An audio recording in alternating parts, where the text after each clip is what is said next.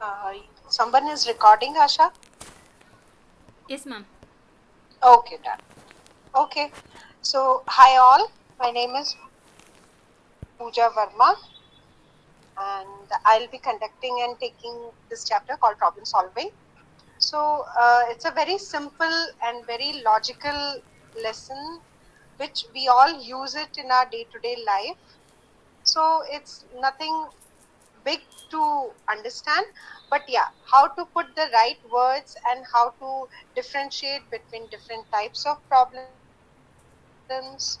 what are the obligations or problem comes to get a solution, is what we are going to study in this lesson. Okay, so let's move on to the next slide, which is an introduction. So when we talk about problem is a mental process which involves discovering and analyzing, and with that we get into the solving the problem. It also requires goals. What are the goals? Its goal is to overcome obstacles and to find a solution. That is what we call as a problem. That is what we call as a solving a problem. Is this the best way according to you? Say, for example, I'll give you a small thing for you to think. Imagine that there is a coin which you are putting it, which I have put it in a glass bottle, and I have closed it with the cork. Okay?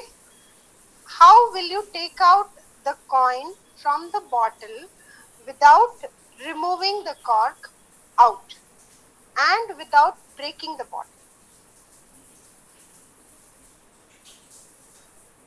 So you guys can on your mic and you can put your inputs upon how you are going to remove the coin from the bottle.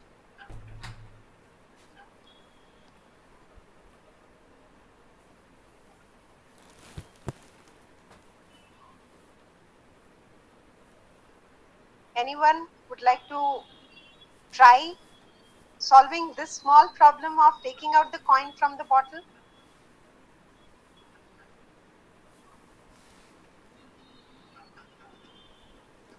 Yeah, I can.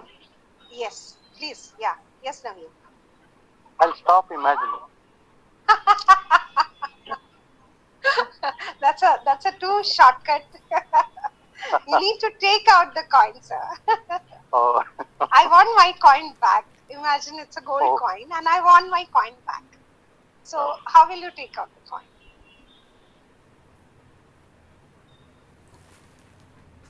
a little bit See, challenging.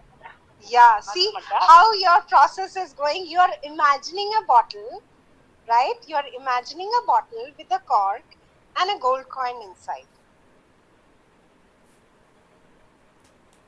Yeah, somebody was telling something. Somebody was trying to tell something. I'm sorry I missed out. Anybody wants to try how to take out the coin? Okay, let me give you the solution. So, if we push the cork inside the bottle, okay, and we shake the bottle upside down, the coin will automatically comes out, right? So this is the thing which this particular chapter is all talking about. It is giving you a different perspective on how to solve a problem. What are the steps included in solving a problem? Let's move on to the next slide, which is definition of problem solving. Now we have heard so many psychologists like Simon, Stenberg, then Skinner, then Maslow. We have heard a lot of psychologists. So different psychologists have different definitions on problem solving. So according to Simon and Stenberg, it is goal-driven process to overcome obstacles that obstruct the path of a solution. So here what he says is there has to be the proper goal. many at times it happens that people are not sure what is their goal. Their imagination is waving into too many directions. So you need to stream down to a proper goal. Another scholar called Wordsworth and Marcus, they said problem solving behaviors occurs in novels where solution is not habitual method by applying concept but derived from the past experience in similar situations. So, for example, if you have read any novel or something, we start imagining. Say, for example, this example which I gave you in the starting of the lesson, I told you it's a glass bottle, there is a cork, there is a gold coin, I want the coin back. How will you do? You started imagining. If you have already, solved this riddle, you will start thinking, oh, somebody else had also asked me similar kind of thing.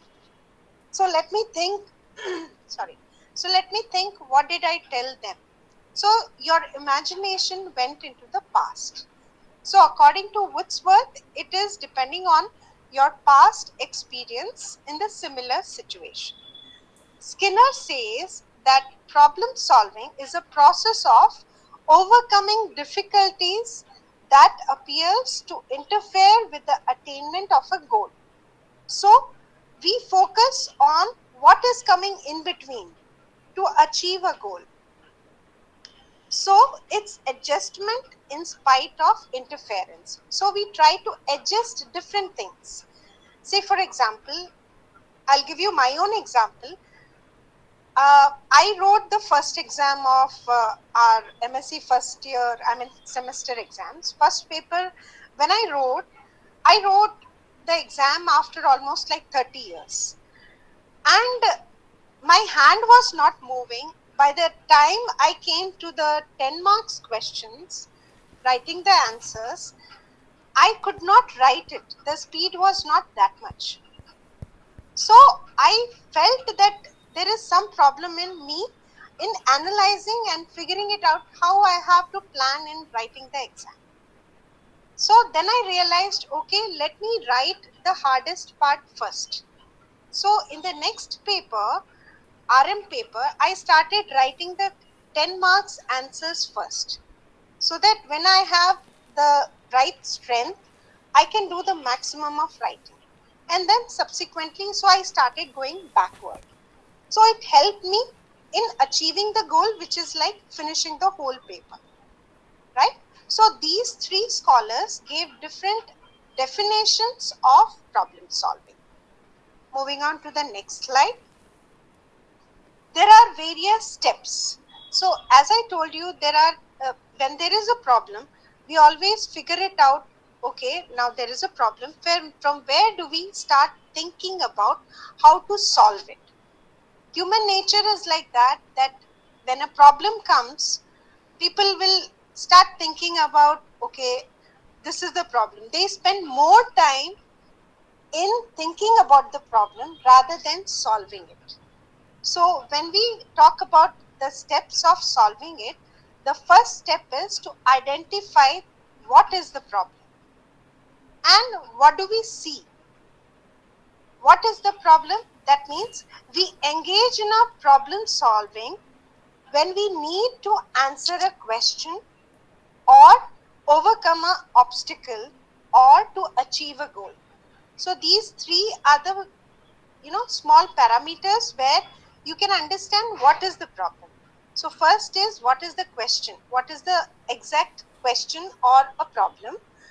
Then, is it something where you are trying to overcome from obstacles, or are you trying to achieve a goal? So if we get a solution out of the past experience and old memories, then it's good. Then we know how to solve the problem. But if we don't have any experience, then this cycle helps us step by step how to process and how to solve the problem. Okay, so these 7 steps, first step is identifying the problem.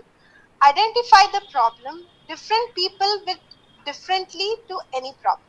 As I told you, certain people looks at the problem as a big problem. but other people may not feel it's that big problem. Like, anyone would like to share any examples?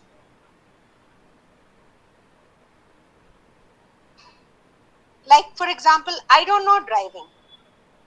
Okay, but a lot of people, compares and they says, no, you should know driving. It is good. You will be independent. You will be able to move around. You will have your own pace, your own time, your own luxury. But for me, I don't think it's a problem, because when I go in cabs or autos, I feel it's more safer rather than me driving, which I'm not that confident. Though I know driving, but I don't drive. But for me, it is not a big problem. So there is different ways of looking at a problem by different people. Okay. So first thing is, first let's find out what is the problem. For you, it may not be a big problem, but for me, it might be a big problem. So different people varies the frequency of the problem. The second one is problem. What is the definition of a problem and its representation? So once you find out what is the problem, think on how to solve it. For example, when we are writing the exam paper, we get all the information. Some people write it in paragraphs, some people write it in points, some people write it in point and explain each point. So every person has their own strategies and their own ways of doing or solving the problem and representing it. How you are presenting it also matters. Okay, so the second is definition. Third comes is the strategy or investigate. Strategical information or investigate. So to solve a problem, that is by breaking down problem into manageable elements. For example, uh, there is a if there is a problem, we need to break it into small things. Say, for example, a person wants to shift the house. So to shift the house, first he already got the house. The house is ready for him to shift. If he has to shift the house, first he has to find out packers and movers.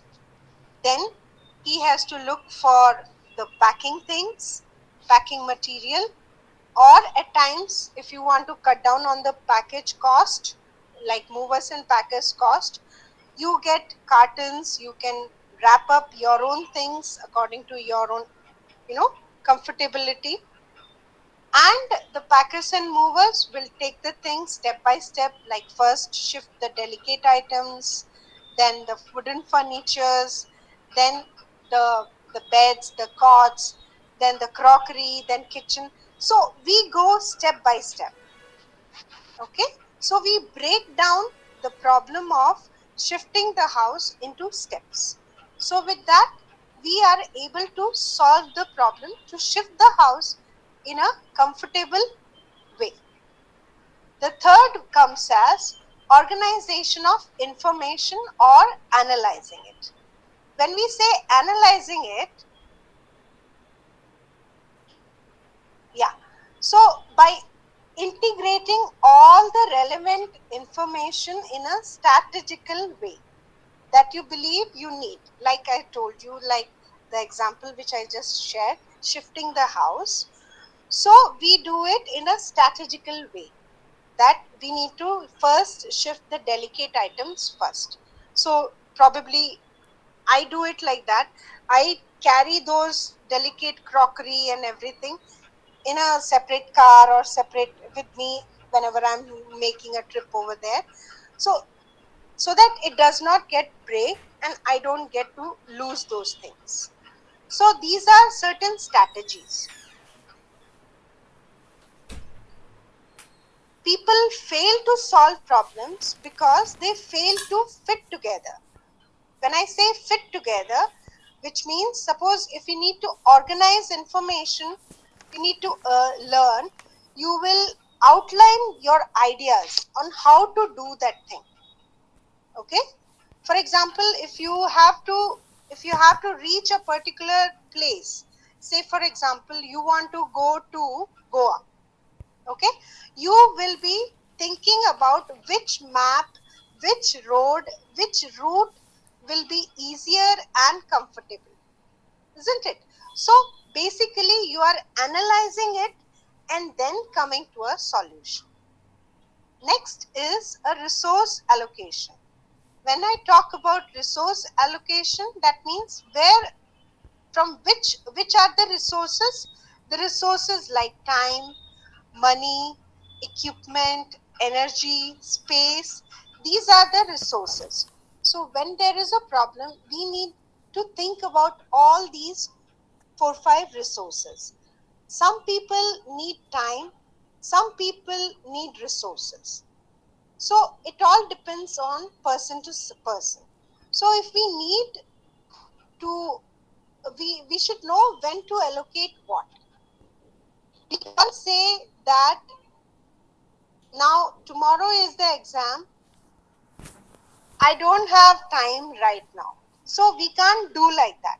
We have to put our time and resources at whenever time it is required, we need to put those resources at that particular time.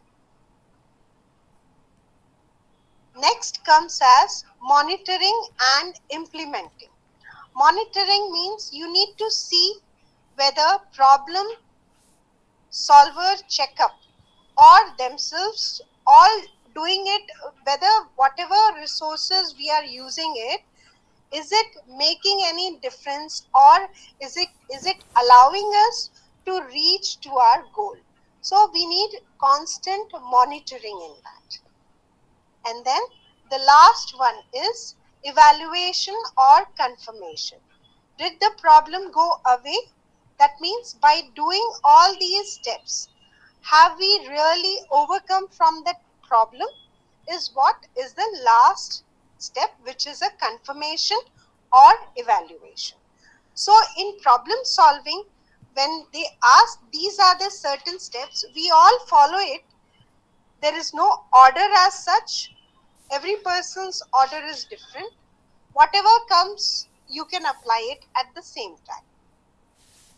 Moving on to the next topic, which is types of problems. Now, there are two types of problems. One is a well-defined problem and another one is a ill-defined problem. There are two types of problems.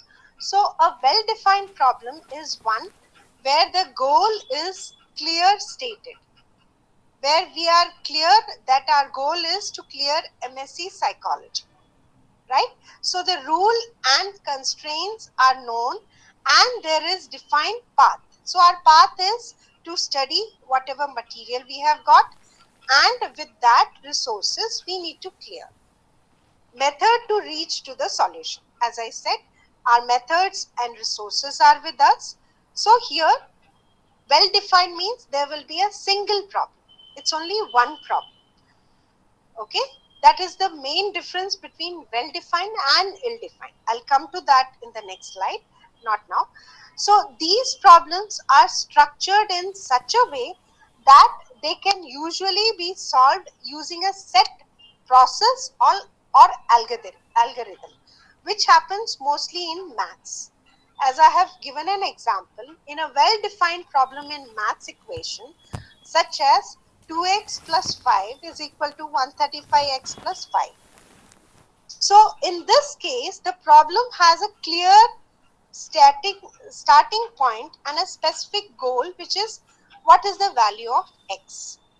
So when we know if we know the method, we can easily find out what is the value of x. So this type of clear method and solution for one particular thing is called well-defined problem. The next, which is in the next slide, which is ill-defined problem.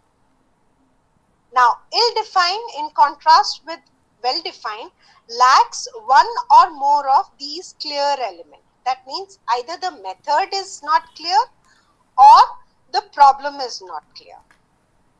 Okay, as it is written, the goal may be vague, the rule or constraints may not be well specified, and there might not be a single correct solution or clear solution path. Say, for example, when a teenage comes, they are so confused on which career they want to choose, because now with so many multiple options, the youth is highly confused. You have multiple choices in accounts or or accounts department. You have multiple choices in science. You have multiple choices in humanities. Apart from that, there are so many other things also. So they are not clear on which path they need to choose. That type of problem is called ill-defined problem. So these problems often require creativity, intuitions, or judgment to address. So some things are driven by ourselves, our intuitions. We feel that, yeah, we call it as sixth sense mostly. That is what is intuition, which is similar to intuitions.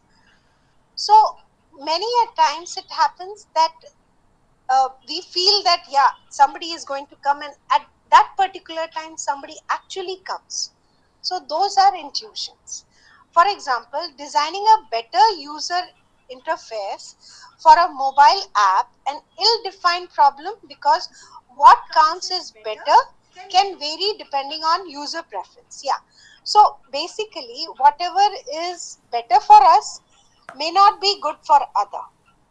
Okay, so a well-defined problems are clear and structured, whereas an ill-defined problems are open-ended and very often complex.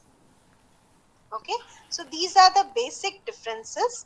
Coming to a very, in a compiled way, if you want to differentiate between well-structured problem or well-defined problem to ill-defined, these are the four criteria where it says well defined is easier to develop, ill defined is more difficult to arrange. In well defined, student or people are clear to appropriate response. Ill defined, there are more than one ways to solve it. And examples, as I showed, maths word problem or web quest. And in ill defined, it is ecology issues in community. Like, as I said, what we see as a problem may not be a problem for the other person. All right, moving on to the next topic, which is methods of problem solving. Now there are multiple methods. Out of that, the first method is trial and error. This happens very often, and we all goes through the same process. Like, when, as I gave you my example of learning driving, there was a lot of trial and errors. The wheel was going in different direction, the gear was not putting it in the right, in the right way. Instead of first gear, I was putting third gear. So it happens. Only by trial and error we learn. So how do we define? Trying different solution randomly or sequentially until one work. Like, when children are small, when they are starting to go to primary schools or kindergarten, they are taught to do some writing work. So in the writing, some children write a very clear and a neat A, the alphabets, whatever they are taught. But other children, maybe the other child may not be able to write the same way. So with that child who is not able to write, the teacher is giving extra time, extra energy, extra focus, so that by trying again and again and again, they will come to a perfection. This is the most basic strategy. As I told you, it doesn't need a structure. For example, you are trying to open and combine lock, right? So if you don't know or you have forgotten your the number key lock, you will keep trying whatever possible ways. Okay, so there are pros and cons of all the steps or all the methods. So its pros is it's useful when there are limited options. The con is it's time consuming. So when you don't have much time, you can't use trial and error because it is time consuming, right? So these are the pros and cons of the first method, which is trial and error. Moving on to the second one, which is algorithms. Algorithms are basically step-by-step logical procedures that guarantees a solution. For example, the mathematical problems. There are certain formulas which we need to follow to come to a proper solution. Like I gave you an example of finding the value of x. So there are particular methods. So algorithms are systematic and often used in maths and computer science. Again, there are pros and cons. They always lead to the correct answers. Obviously, because whenever you are following the formula, it is guaranteed that you will get a 100% correct answer if you are following the proper formula. Cons is it can be slow and it can be impractical for complex or real life problems. So it happens that it might take slow, like say for example losing weight. Losing weight is a slow process. So to lose weight you need to do a lot of things. You need to cut down on your fat, you need to follow a particular diet, you need to do a lot of exercises, you need to do breathing. There are multiple ways to solve the problem of weight loss. So it has its own pros and it has its own cons. Moving on to the next one, which is heuristics. So its definition is its mental shortcuts or rules, or we call it as thumb rules, that helps solving a problem faster. Okay, through not always accurate, but it does not come accurately. It simplifies decision making by focusing on most likely solution. Like as I gave you an example, if you need to go to Goa, what is the shortest and what is the safest route? So when we talk about safest and fastest, we think about how many highways are there, because highways, the roads will be good, the traffic will not be that much because it's paid. Then the the potholes or the condition of the roads or the traffic, all that we calculated, right? Another example here I have put is when we go for grocery shopping, we choose the brand. Okay, we usually buy whatever we see it. Like in TV, we see a lot of advertisements coming, like washing machine or washing powder, washing liquid, face cream, soaps. So we, because it happens that human mind is like that, whatever we visually see, it starts storing in our mind. So we unknowingly we fall for those products which we have seen often. Okay, so it is its pros is it's fast and it's practical, and its con is it can lead to error or bias. So like we have seen an advertisement of a particular cream, but when we use it, it may not suit us, it might have chemicals, we don't know, because everybody use different products, we don't know what suits whom. So everything, as I said, has pros and cons. Moving on to the next one, which is analogy. So analogy is basically solving a new problem by applying the solution of a similar previous solved problem, which is like in your past you have had your experience with the similar problem which you are having at present. So this requires your recognition and a similar structure between current and past, right? So if you have already made a trip to Goa, you know which is the right route. So somehow you will follow the same route, or you will get the information through your friends, through your family, or whoever has made recent trip to Goa or to whatever place is your destination. Okay, so its pros is it's helpful in new situations, like instead of Goa you are going to some other place. It will help you in planning and analyzing how to reach to the other destination. And its cons is it can fail if the analogy is inappropriate. So if you are it happens many a times when you follow Google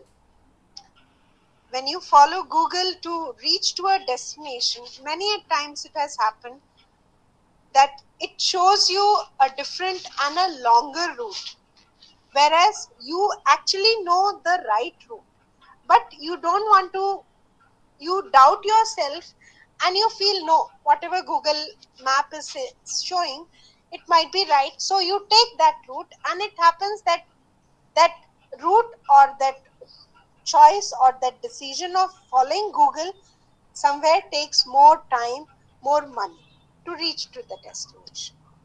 Okay, this was the fourth one. Then the next one is insight.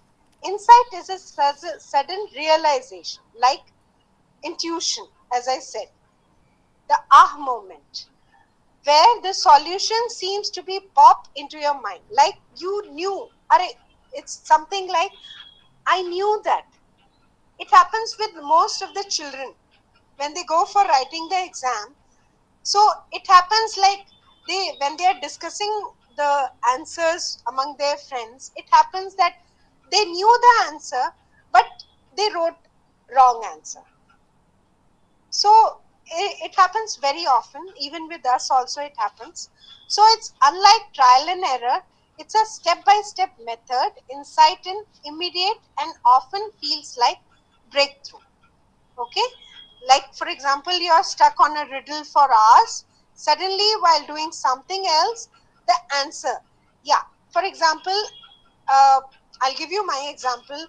I had kept the car key somewhere and I forgot about it. When I'm working in the kitchen, I'm just thinking about that particular image. Where did I keep the key?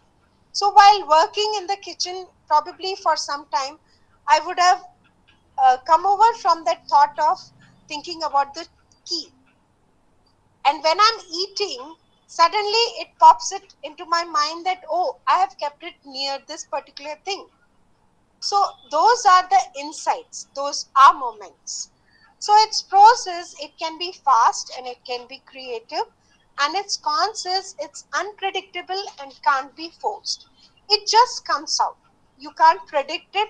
It just comes out just like that. So to summarize these five types of things, we can say trial and errors are repetitive, they are slow, and they are medium. Algorithm is step by step. These are the shortcuts for you to remember, so that when you're writing about it in exam, you can always expand. You can always talk about it in detail. Okay, so yeah, then comes, yeah, so it is a shortcut based, it is fast, its speed is fast, medium, like choosing familiar brands. Like when we go for shopping, we want to buy either, should which shampoo do we buy? Should we buy Sunsilk, or should we buy Head and Shoulder? So that time we will think about which one to buy, what we have seen, what are the advantages shown on the TV, what it helps. We'll go into all those things. Analogy is comparative. It is, the speed is medium, speed in the sense of solving the speed. Okay, and accuracy is how accurate it will be. And then Insight is, it is all the sudden thoughts which just pops it into your head, which is fast and this accuracy is high. Okay, so it's a quick recap on the summary table of what are the types of problem solving.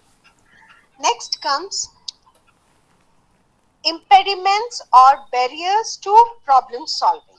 In our book, they have given some 3-4 problem solving or barriers. So when there is a problem, there are certain things which stops us to solve that problem. So we'll discuss about what are those problems. I hope I'm not going fast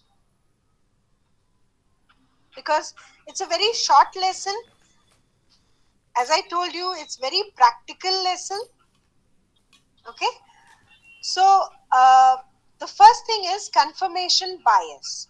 So by confirmation bias, that means the tendency to look for or interpret information in a way that confirms one's preconception. That means we know, yeah, this is a problem. Okay, for example, a manager believes a specific employee is unproductive.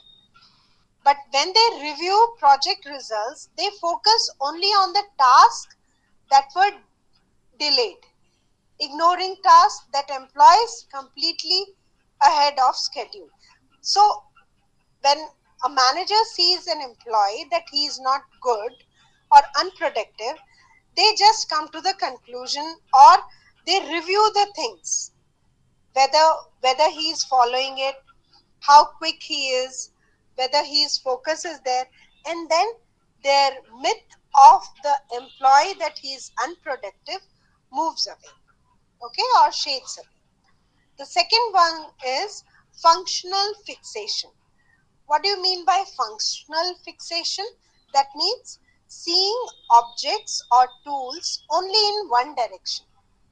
Like it happens most of the time, our older generation or our grandparents, they like to follow a particular set of things like traditions, and they don't like changes in their tradition because they feel that is the right way.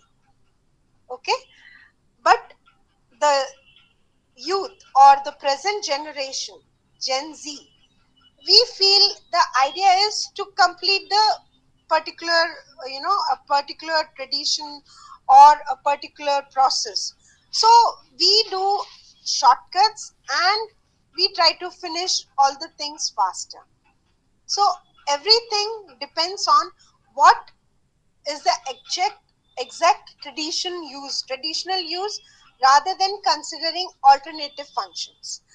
Here I have given an example where a person needs to prop open a door but only looks for the door stops, not realizing that they could use a heavy book instead of a door stopper. Right? It happens that we always look for a door stopper. If there is no stop, there is no door stopper, we think, "Arey, we can't stop the door." But we need to think about how to stop the door to close. Moving on to the next thing, which is mental set. What is mental set? Mental set is relying on previously successful strategies which were proven, which helped us in solving the problem. For example, a teacher always uses lectures to teach, even though students now learn better through interactive tools or through videos, like how the present generation is.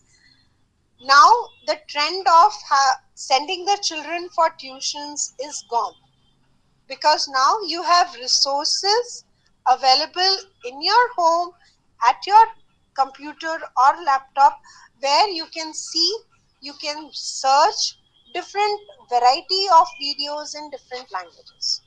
So the resources are now streamlined and you have tools to overcome from those problems.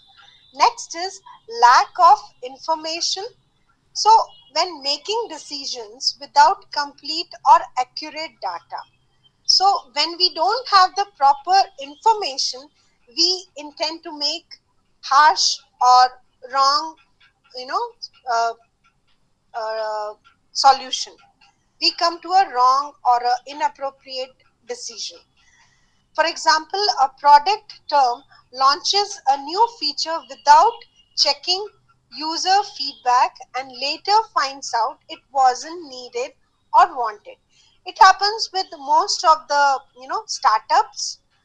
When people do their startups, they look for launch, they look for more people to join their company, but they forget to fail to see the feedback. They will not look into what feedback the other people are giving. Like it happens mostly in the social media, where there are YouTubers, where there are podcast peoples who are talking online, who are making podcast reels. So that is the current trend, but they are not looking at the feeds. There are positive feeds and there are negative feeds. So if you want to be consistent or you want to be successful, you need to look at the feedbacks and you need to learn out of it and overcome from that. Next is emotional barriers. So when I talk about emotional barriers, it has fear, anxiety, or frustration, how to come out from it. So when we see a problem, we either feel furious about it, we get angry, or we get scared of it. For example, a student panics during a math exam. This happens very often when my daughter was small. The moment that she hears that or she realizes that tomorrow is the maths exam, she will start, really getting scared. She will start complaining about stomach ache. She will say, my head is not working, I'm having headache, I'm having nausea. So all these things I have personally experienced. So how I have helped her to overcome is, I told her it's okay, it is natural, it happens. So how to overcome, I started making her solve math problems often. I gave her starting with 2 problems a day, then gradually I increased the intensity to 5 problems, now 10 problems. So gradually, the more problems she solved, she started gaining more confidence. And when she got the confidence, currently, touchwood, she doesn't have the fear of having the maths as a exam. Now she's enjoying maths as a paper.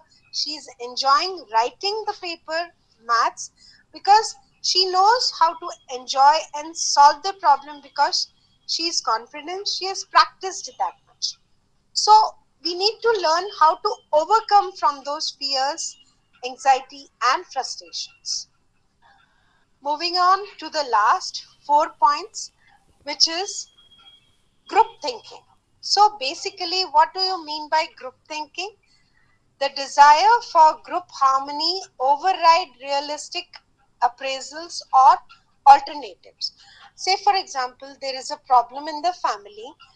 In the family, you are with your parents, with your in laws, with your relatives.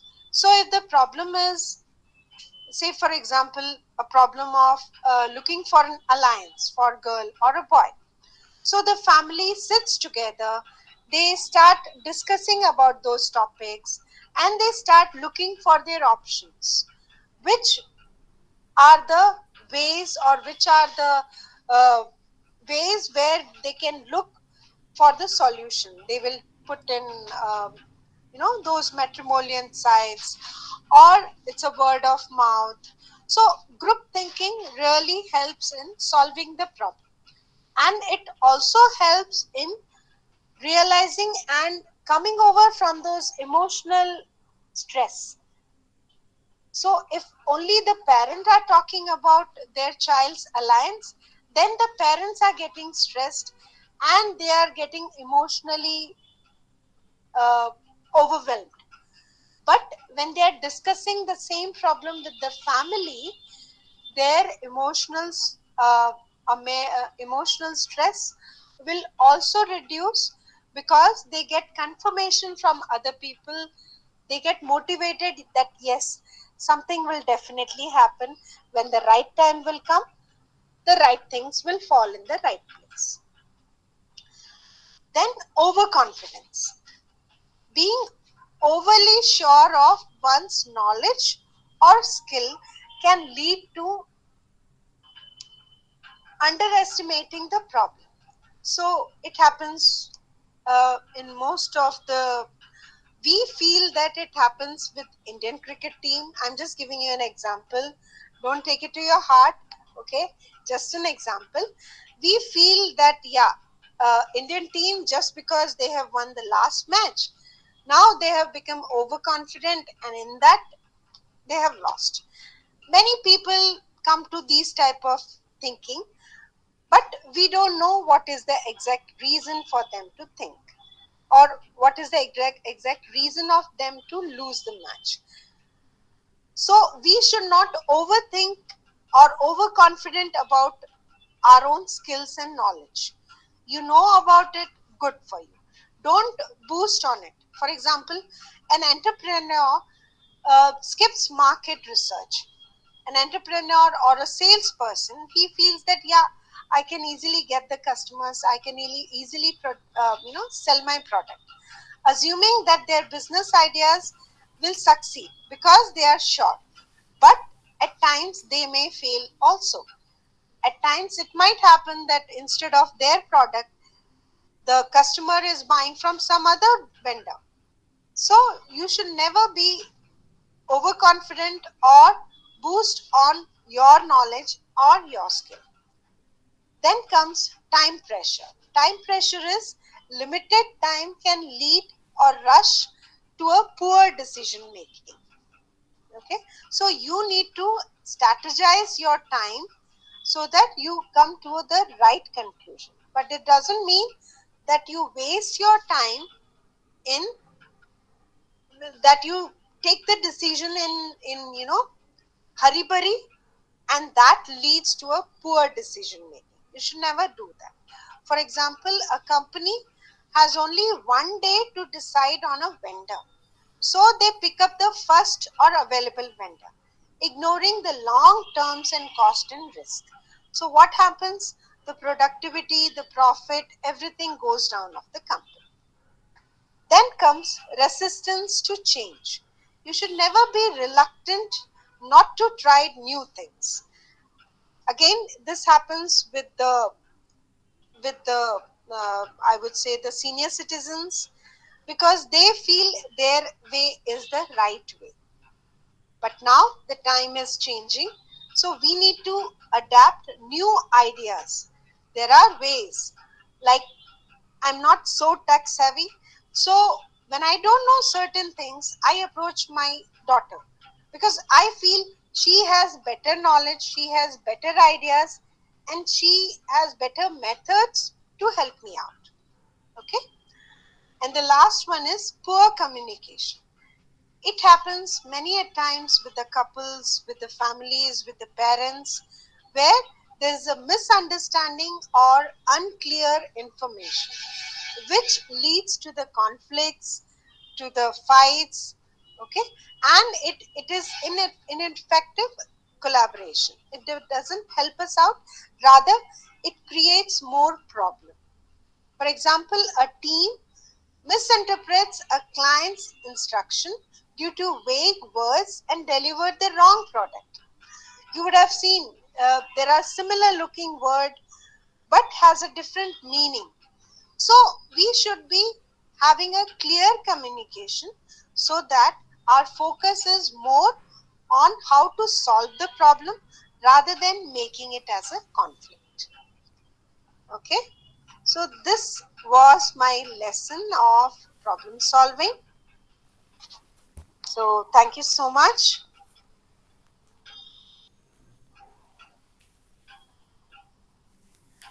I hope I wasn't rushing up. It was simple, it was easy. because actually the problem is the lesson is super easy. So if you want a quick recap or a summary, I can do a quick recap or I can summarize. So first comes is what is the, you know, what is a problem, how to analyze this is a problem. So it's, we need to discover, we need to analyze. Okay. And there is no one way in solving the problem, right? Then there are different definitions, different psychologists have different definitions. We spoke about 3 or 4 different scholars who gave different definitions. Then comes steps involving in problem solving, how to solve a problem. There are 7 steps: identify, define, investigate, analyze, solve, implement, and confirm. Okay, so there are 7 steps of solving a problem. Then I spoke about types of problems. 2 types of problems. One is well defined, another one is ill structured.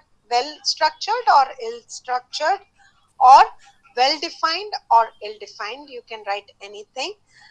So well defined is easier, ill structured is more difficult to arrange. And here it is clear about appropriate response. Here there are, in ill structured there are more than one ways to solve it. And then I spoke about methods of problem solving, where there are 5 methods: trial and error, algorithm, heuristic, analogy, and insight. Okay, so we spoke about 5 types of problem solving. Then impediments, or there are barriers which hinders us in solving a problem. So in that I spoke about confirmation bias, then functional fixation. Then comes mental set. What is your mental set? How do you see a problem? Lack of information. Then emotional barriers. Then in that we have group thinking, overconfidence, then time pressure, resistance to change, and last is poor communication. These are the barriers which hinders us in solving the problem. Okay, so this was the lesson of problem solving. Anybody wants to add any inputs?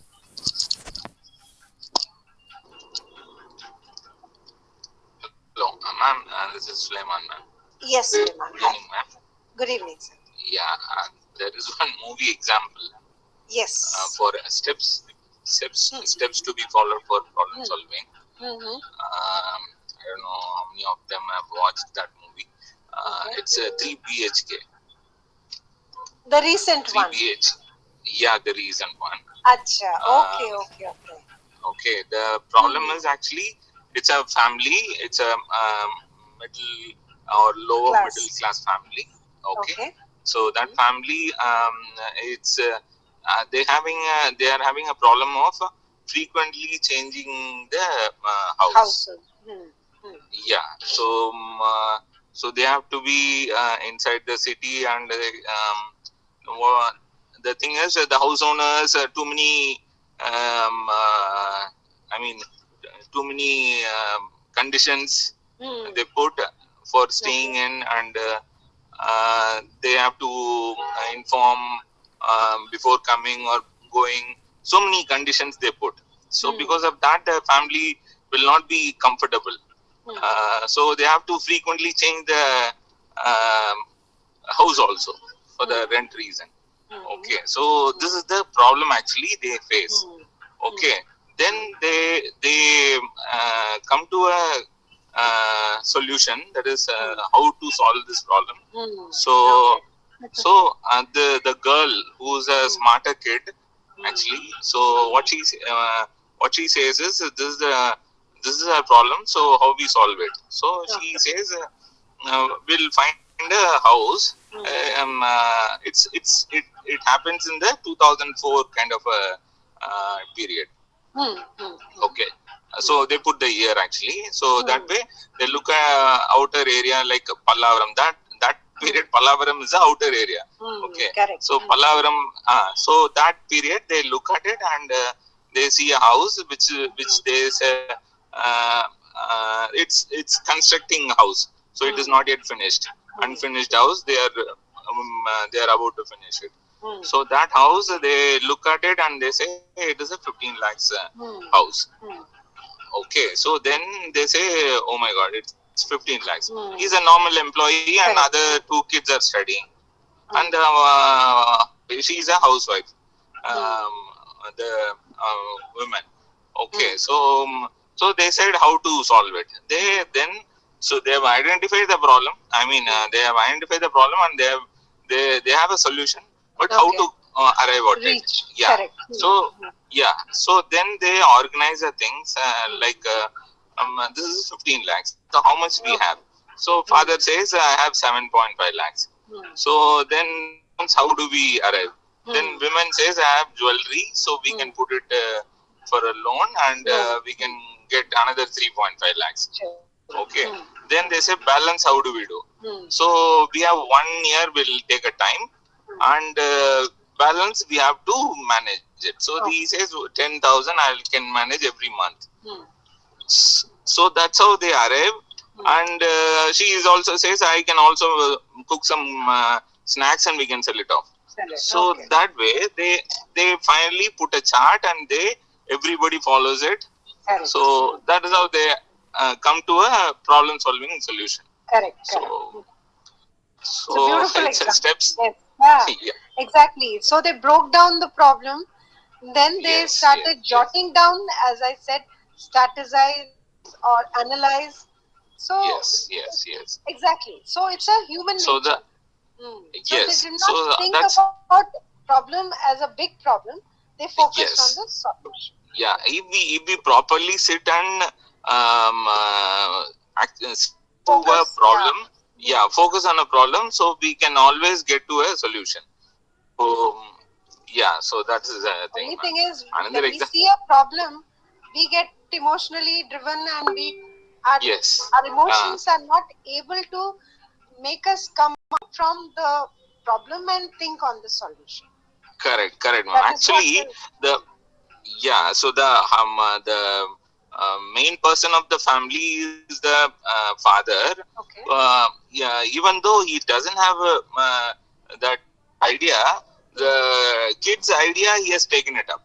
So that is he has no ego in saying that it's a kid's idea. Absolutely. So that idea, so she was she has given the idea and they all are following it. So that's a good one. So that is what the concept is all about. But you tell me, if we give the same idea to our parents or to our grandparents, do you think they will take it?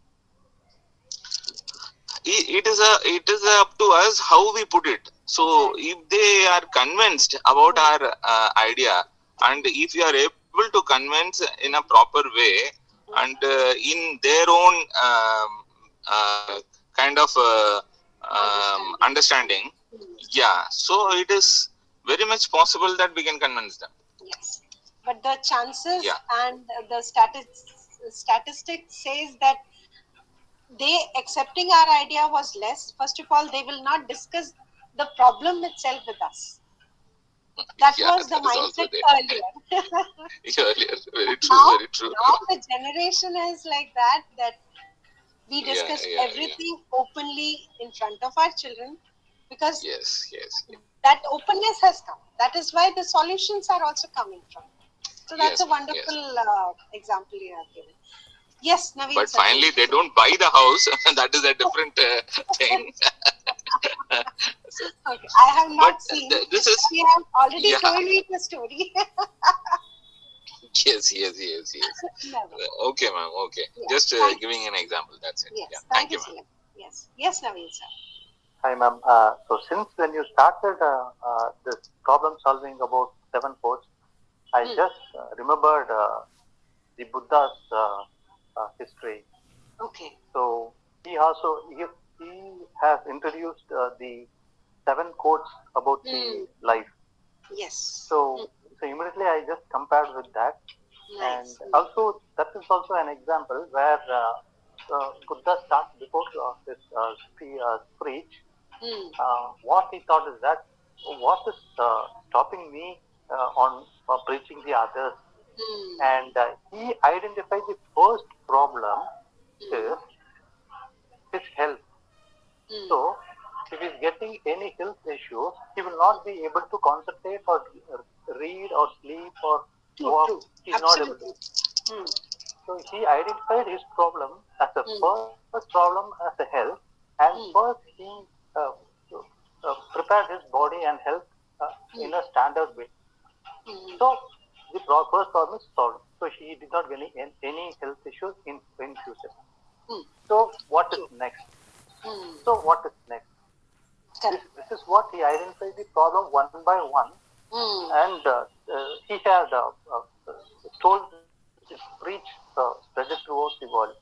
Correct. So it is like inner peace, but again, you can just relate to the problem solving, right understanding, thought, speech, action, livelihood, effort, mindfulness, and concentration.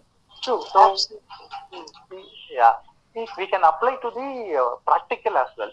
Yes. Not only your thing, but again, I take Buddha as an example. Very nice. If you read, thank you, ma'am. Yeah. I have read Buddha and Buddha's book Buddhism. So it is a very deep and a very interesting topic to read about. Very interesting. Yeah. It is. Yes. Really. Yes. Thank you so much, Naveen. Thank you for your inputs. Any other person would like to add on or want to share your experience of solving any problem?